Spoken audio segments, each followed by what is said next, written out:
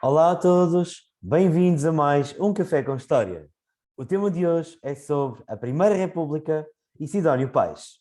Importa de facto recordar que a Primeira República foi um regime que durou 16 anos, teve o seu início em 5 de outubro de 1910, depois da queda da monarquia constitucional, e o seu término no dia 28 de maio de 1926, a quando o golpe de Estado dos militares que implementaram a ditadura militar, finalizando o primeiro regime republicano português.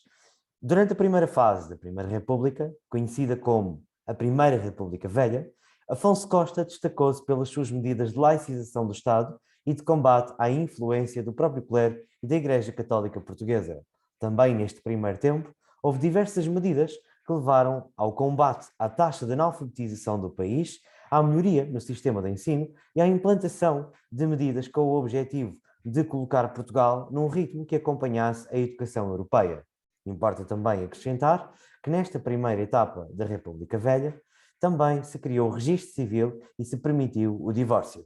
No entanto, com a participação de Portugal na Primeira Guerra Mundial, o déficit orçamental agravou-se, o poder de compra da população diminuiu, o comércio português deixou de ser tão competitivo, tendo em conta que o comércio externo tinha decaído com a Primeira Guerra Mundial e, claro, importa também dizer que a dívida pública aumentou para que os portugueses conseguissem pagar a participação do seu exército, a contratação de soldados e também a contratação de novos equipamentos e também de armamento para as nossas tropas combaterem ao lado dos aliados. A participação de Portugal na Primeira Guerra esteve muito relacionada com a necessidade de legitimar o governo português e o próprio regime, a República. Combatemos ao lado dos aliados, nomeadamente dos franceses, dos russos, dos norte-americanos e, obviamente, também dos nossos antigos aliados, os próprios britânicos. Defendemos o nosso império colonial, onde a guerra também foi muito forte, e defendemos os nossos interesses na Europa. Participámos na Batalha de Lalis com milhares de soldados, mas resultaram também centenas de feridos e centenas de presos. O custo da participação agravou a instabilidade política, social, económica e financeira do país, levando também a população portuguesa a ter que racionar muitas vezes a distribuição de bens. A classe média e a classe burguesa conseguiam tentar superar as adversidades, no entanto, a classe mais baixa, os mais pobres, os camponeses e os operários, viam-se suportados com muita dificuldade. A tudo isto agravou também a oposição da Igreja Católica, que se via privada de muitos dos seus direitos com o radicalismo de Afonso Costa. Sobretudo depois da expulsão dos jesuítas de Portugal, nacionalização dos bens da Igreja e extinção das ordens religiosas. No final de 1917, o Major Sidónio Pais, que era ligado à direita, aproveitando uma parada militar no contexto de celebração dos anos da Primeira República, decidiu fazer um golpe de Estado. O Major Sidónio Pais era de facto conservador. Tinha o apoio dos monárquicos, o apoio da direita, dos grandes proprietários e latifundiários, também da classe média, da burguesia e de todos os conservadores e republicanos unionistas em geral. Sidónio Pais tinha o objetivo claro de terminar com a República. Assim que tem sucesso com o seu golpe de Estado, ele vai destituir o Presidente da República, Bernardino Machado, e vai dissolver o Congresso. Vai fazer alterações na Constituição de 1911 e vai nomear-se a si próprio Presidente. Para muitos, Sidónio Pais foi uma espécie de Dom Sebastião que tinha voltado para Portugal para restaurar a ordem e o equilíbrio. Para muitos, foi um ditador que experienciou o primeiro regime de extrema-direita em Portugal, uma solução próxima daquilo que nos dias de hoje conhecemos por fascismo. Durante o seu tempo de governo, Sidónio Pais teve de facto o apoio da classe conservadora, vai instaurar a censura, tentar controlar a opinião pública e vai também governar com grande autoridade. Pretendia pôr um fim à participação de Portugal na Primeira Guerra Mundial. Sidónio Pais claramente vai ter o apoio também da Igreja Católica, com o objetivo de afirmar que Portugal é um país tradicionalista e um país que moralmente está ligado à religião cristã. Ao mesmo tempo, Sidónio Pais defende a pátria, defende a família e defende o valor do próprio trabalho. Valores estes que mais tarde seriam também absorvidos por Oliveira Salazar durante os anos do Estado Novo, a partir de 1933.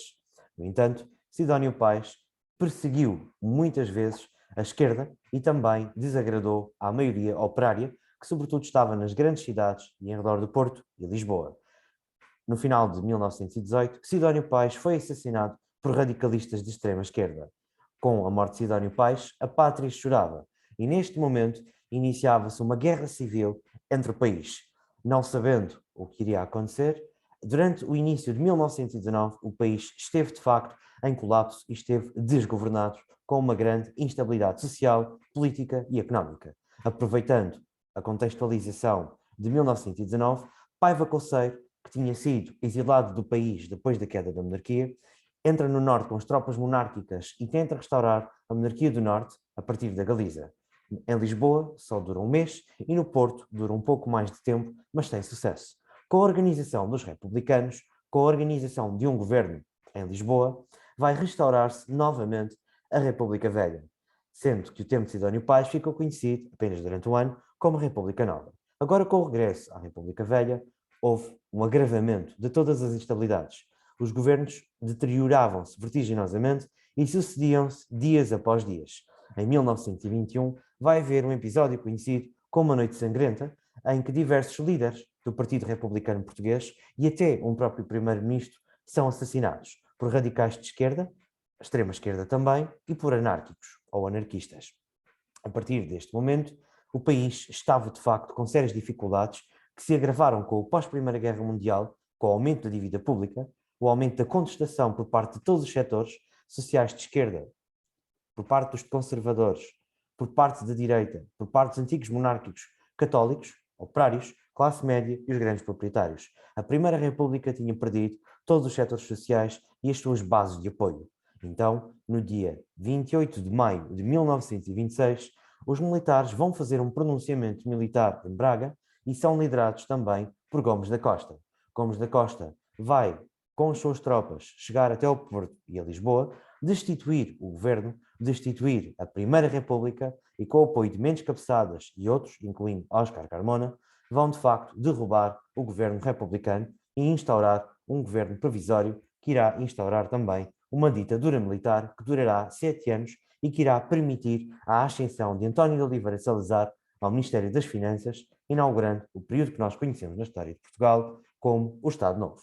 Bem, desejo a todos um bom ritmo, um bom trabalho e até já com um café com História. Obrigado.